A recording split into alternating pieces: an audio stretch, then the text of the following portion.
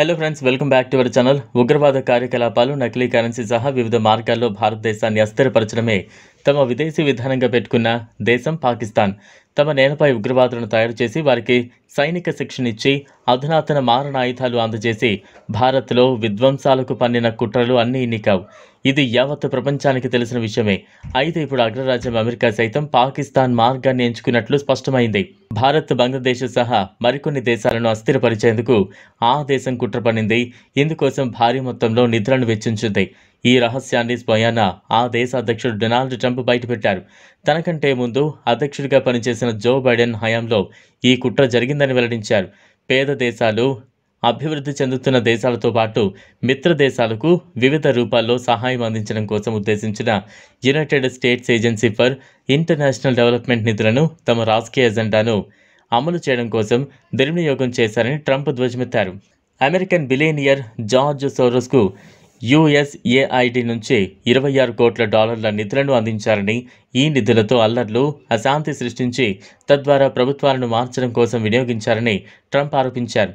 Sri Lanka, Bangladesh, Ukraine, Syria, Iran, Pakistan, India, యూకేతో పాటు అమెరికాలోనూ ప్రభుత్వాలను మార్చడం కోసం వినియోగించారని ఆయన పేర్కొన్నారు.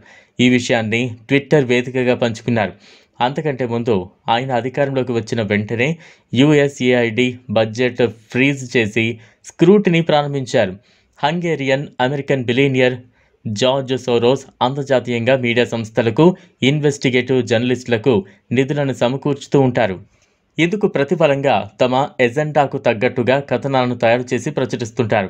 వివిధ దేశాల్లో తమకు నచ్చని ప్రభుత్వాలు ఉంటే వాటిని గద్దెదించడం కోసం ప్రభుత్వ వ్యతిరేక కథనాలు తయారు చేయడం, అక్కడి ప్రతిపక్షాలకు నిధులు సమకూర్చి కృత్రిమ ప్రజాందోళనలు సృష్టించడం ఇందులో భాగమే. భారత ఉపఖండంలో శ్రీలంక, బంగ్లాదేశ్లో తలెత్తిన ప్రజాందోళనలు అనంతరం ప్రభుత్వాల మార్పు ప్రపంచమంతా చూసింది.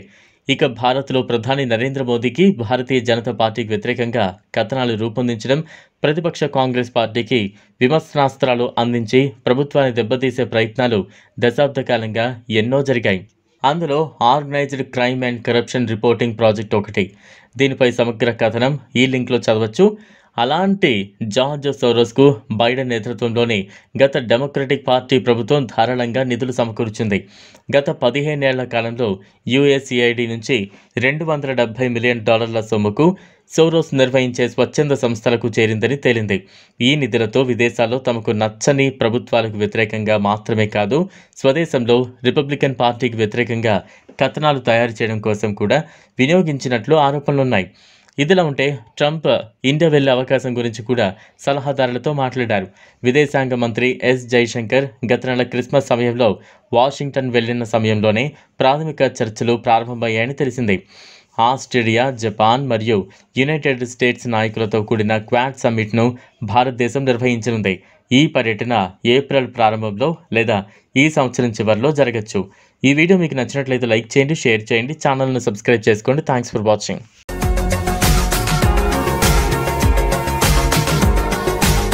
మరిన్ని అప్డేట్స్ కోసం మా ఛానల్ని సబ్స్క్రైబ్ చేయండి.